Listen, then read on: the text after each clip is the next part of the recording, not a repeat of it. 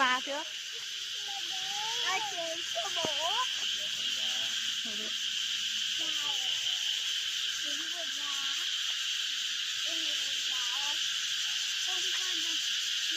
Ôi nó kêu nhiều thế.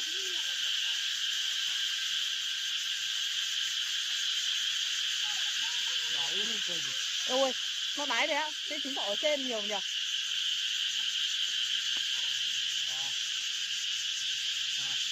Ôi treo lên mắt. Con dài con non đấy. Ôi nó đái mặt em rồi. Chết rồi. Anh ơi đây đây đây đây. Đây này.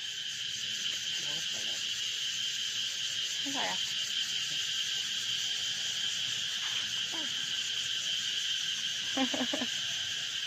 Vừa ra như mặt trời đấy. Mà nhìn như mặt đi buồn.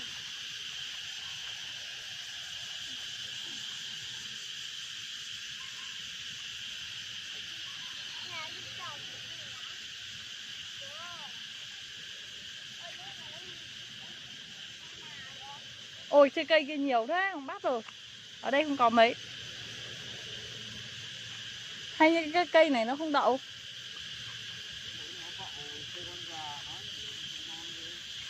Con già đấy là ngày mai nó sẽ lột đúng không?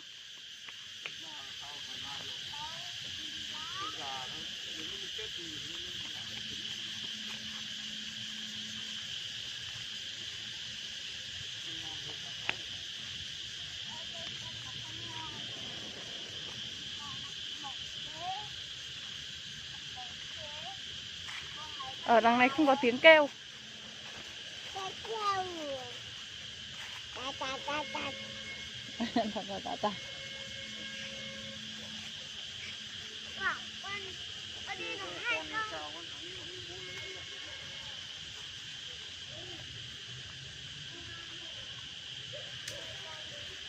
Con đứng đây. Đây đây mẹ mẹ con mình này. Cẩn thận rơi, nó rơi đời mất đấy.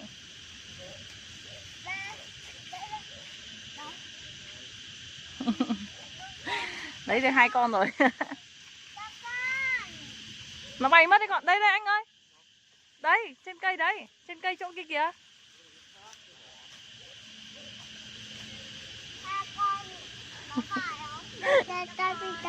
Ừ.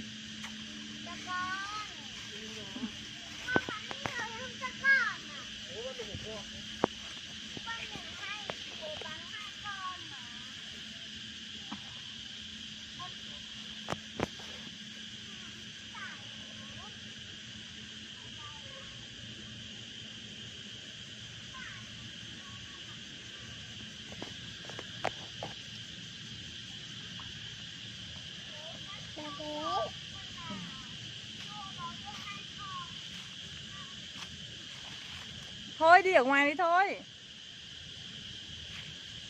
Ở đấy muỗi nó đốt rồi.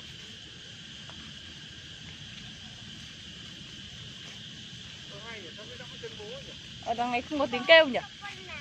Anh nhỉ? Hay là nó bậu hết vào cái cây cho nó kêu? Bậu cây kêu khác, còn nó đẻ khác. Em thấy bọn nó còn nhặt ở dưới gốc cây cơ mà. Toàn gốc cây. Hả? Toàn gốc cây.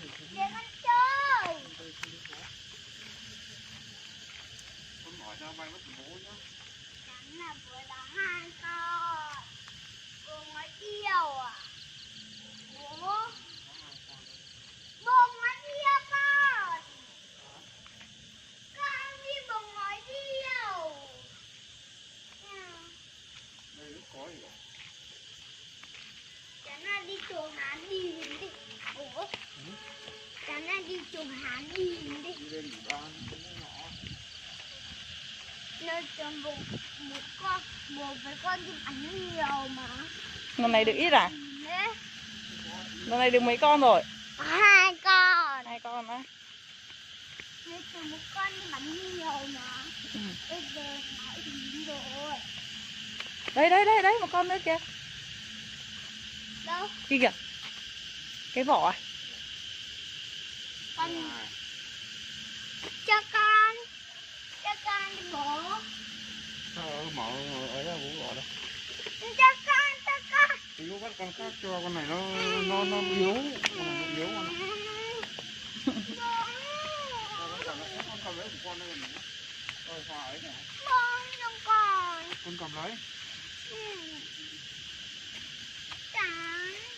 Kìa, có người đi Pháp rồi kìa. Ừ. Nó cắm đi rồi.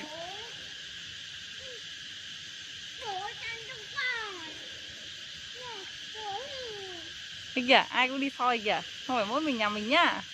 Cái kìa người ta soi dưới gốc cây như kia mà anh.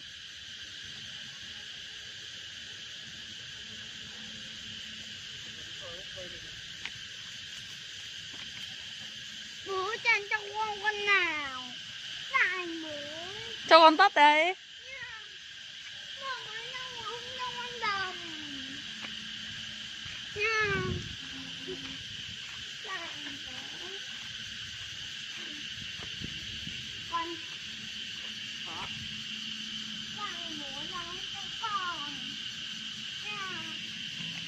Toàn vỏ đấy. Toàn vỏ cây thôi.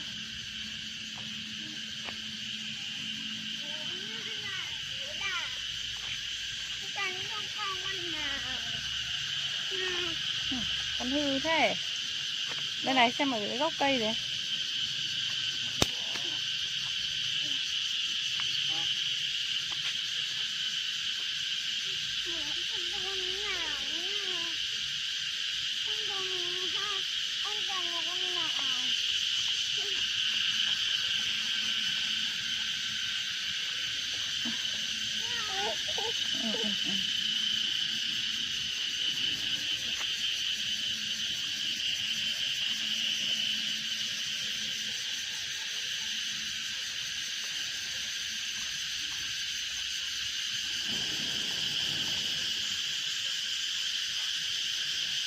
Nhân ơi, mang con đấy ra đây nào. Xem bao nhiêu nào nào. Ở đây nào, đứng đây. Đây xem nào. Đâu xem nào. Ô, đứng lên con. Đây xem nào. Có 2 con. Có một con già nhỉ. 3 con chứ. 3 con. Đúng rồi. Bố nhân nuôi cho con. Đi. Thành quả soi cả một giây mới được có 3 con.